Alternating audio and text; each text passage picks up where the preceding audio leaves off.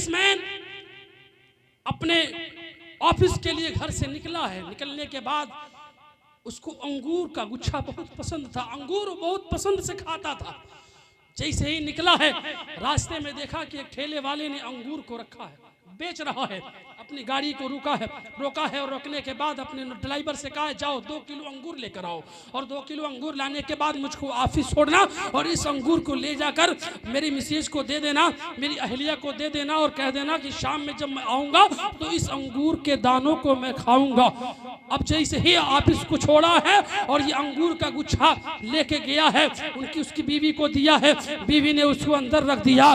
जैसे ही शाम का वक्त हुआ, वो बिजनेसमैन अपने ऑफिस से आया है, बीवी ने खाना लगा दिया, वो बिजनेसमैन हाथ पैर धुला है और अपने दस्तरखान पे बैठा है। सारे खाने मौजूद हैं लेकिन अंगूर का गुच्छा मौजूद नहीं है। अपनी बीवी से पूछा है, ऐ मेरी शरीके हयात, मैंने अंगूर का गुच्छा भेजा था, अंगूर भेजा था, वो कहाँ है? तो बीवी ने कहा है कि ऐ मेरे शौहर, वो बच्चों ने सारे अंगूर को खा लिया है, एक भी दाना उन्होंने नहीं छोड़ा है। अब यही बात उसके दिल में लग जाती है, फौरन अपने हाथ को उठता है, अपने हाथ को धुलने के बाद अपनी तिजोरी को खोलता है और खोलने के बाद पैसों का गड्डी लेता है और लेने के बाद आता है, कहीं मस्जिद के लिए जमीन खरीद देता है, कहीं मदरसे की जमीन खरीद देता है, और कहीं मस्जिद बनवाने के लिए सामान का पैसा दे देता है, कहीं मदरसे की तामीर कराने के लिए पैसे का इंतजाम कर देता है। और जब कुछ देर के बाद वापस आता है तो बीवी उसी दस्तरखान पे बैठ के अपने शौहर का इंतजार कर रही है।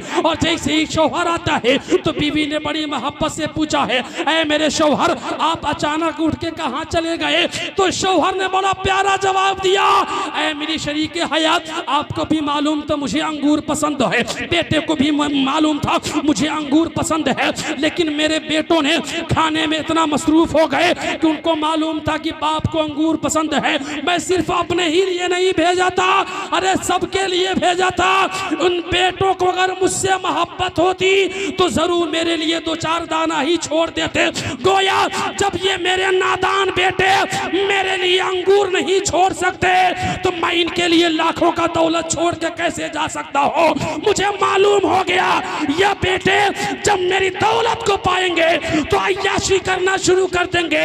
अब मैंने ऐसा काम करके मैं आया हूँ, अगर मैं दुनिया से चला जाऊँ तो इन बेटे के इसाले सवाब का मोहताज नहीं रहूंगा। उस मस्जिद में लोग नमाज पढ़ेंगे, नेकी मुझे मिलेगी, मदरसे में बच्चे कुरान की तिलावत करेंगे, नेकी मुझे मिलेगी।